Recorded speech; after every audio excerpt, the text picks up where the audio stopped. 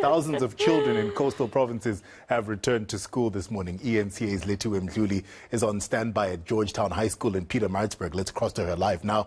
Lethiwe, parts of KZN in serious trouble today because they're not able to open up their schools fully due to the adverse weather we've seen in the last week or so. What's the situation in Pietermaritzburg?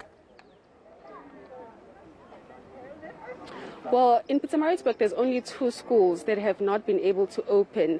But in the Umkambathini municipality, which falls under the Umgungundlovu district, the education department here in the province is telling us that around 11 schools have not been able to reopen. And that's mainly because of some issues in that area when it comes to the local leadership. There are a few issues that they've been experiencing with the local eNCA in the Umkambathini area. So as a result of that, community members resulted in shutting down those schools, and they've been threatening teachers in that area, saying that there's going to be no schooling that's taking place.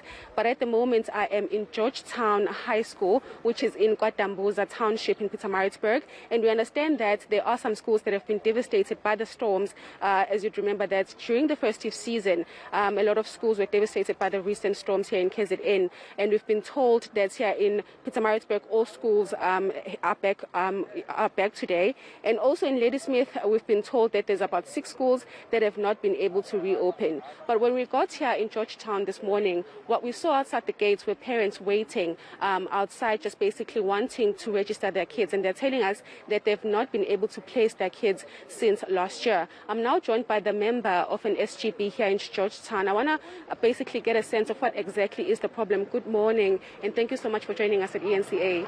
We saw parents waiting outside there. They're saying that they've not been able to register for 2022. What exactly is the problem? Okay. We're experiencing a heavy influx yabazali befisa ukuletha ingane zabo ukuthi zamkeleke esikoleni. Into ke eyenzekayo ukuthi ngokwe procedure yesikole siyamemezela izikhathi ukuthi mabezofisela ukutholela abantwana ikhala abafike ngenyanga ewukuthi ukwamkela izingane uzogcina ngosuku olukuthi. We did ukuthi senze ngalo lo hlelo, but we found ukuthi manje masivula isikole ngoJanuary kunabazali abathi abakwazanga ukuletha ama forms. So zingenzeka ukuthi zibe khona zibe yiningi izathu, kodwa ngokwe procedure nane number yezingane besilimited isikhala sokuthi sifake izingane. Ngokwe demand sasesicela abazali ukuthi baye kwi department. So from now on we deal with the list esuka kwi department abasilethelayo ukuthi nabaka abazali abalethe izingane thathani laba. Ngokwethu as isikole admin management akusekho esingakwazi ukuthi sikwenze. So we dealing with the issue ukuthi we are explaining to them the procedure manje ukuthi baye kwi department. Osakhona ofeyila ukugraspa the idea yokuthi akukho esingakwenza, and we are managing that. So ilapho nje indaba. All right, thank you so much. Thank you. Sure. Okay, so as you can see, as we are in Georgetown, the Deputy Minister of Education has just arrived. They are here to basically check exactly what is going on.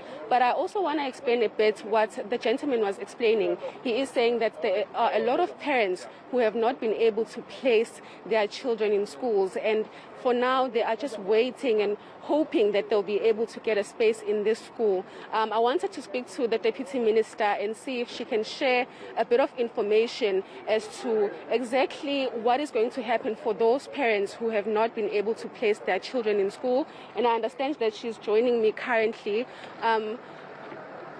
Deputy Minister, thank you so much for joining me and welcome to eNCA. There's a lot of issues that KZN is dealing with when it comes to the devastation of the storms.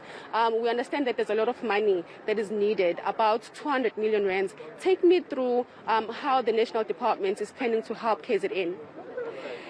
I will say National Department is helping KZN because from the conditional grant of infrastructure, KZN is allocated. So we said to KZN, let them reprioritize the implementation of the entire budget of infrastructure, that they start with the recent storm damage and also address the storm damage that happened even in the prior years, because Sometimes when we are still waiting for the money to be available, we provide mobile classrooms and not take to recover the infrastructure as a priority. But now we need to prioritize everything that the storm has damaged. Then we must prioritize as the Department, Basic Education and KZN. KZN also has a shortage of teachers, and we've been speaking to the Department of Education here in the province over the past year about some of the issues, and they're saying that they do not have enough money to hire teachers or pay for the extra staff. Is there a plan for that? No, we have a national plan, and that's why we provide teachers in terms of the post-provisioning norm. So what becomes a problem in some other instances is when the school has various streams. Then it becomes a problem because the norm looks at the number of teachers versus the number of learners. So now, if you have different streams, it means you must have many teachers to teach, and it will defeat the post-provisioning norm. In terms of the PPN, the KZN is not far reaching that it has a shortage of teachers. KZN does have teachers, but the problem is, as we want to implement the subjects like your mathematics, physical science, accounting, it makes us to need more other teachers. But as things stand, in terms of the norm, the teachers are provided well. And last question, Deputy Minister, the recent court ruling where the Department of Education lost out, you are now forced to release those names, those results, matric results. What is your reaction to that? In fact, as the basic education, we were waiting for the court order because they took us to court. We could not do otherwise. We waited for the court to give a judgment. Remember, this is a new act. There's no case study maybe that would say this happened and that did not happen. We felt as the Department of Basic Education that let us respect the act. Let us respect even the Constitution, the right to privacy for our learners. That's why the Basic Education took a decision that we are not going to release the results as we normally do because of this POPIA. So in the process of doing that, there are other stakeholders who also are used to doing things in a particular way. They felt that, no, let them take the department to court so that they also are given the opportunity to publish the results.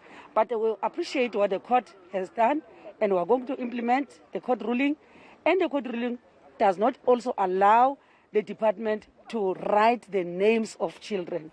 We're only going to write exam number, no name, and it makes it easy. What we're trying to protect is going to be protected because the learners' names, if they appear, then they feel otherwise. Thank you so much. Thank you. That is the Deputy Minister for Education, Ms. Regina Mhaule, just basically saying that for the results that are going to be released, the matric results, they're only going to be releasing those numbers, those student numbers, and not necessarily the names of those students. She's also talking about giving money to the Department of Education here in the province. As you remember that there is a shortage of teachers in the province, and the KZN Department of Education has said that they need funds for that. All right, Lethiwe, thank you so much. We appreciate it. Lethiwe Mdluli.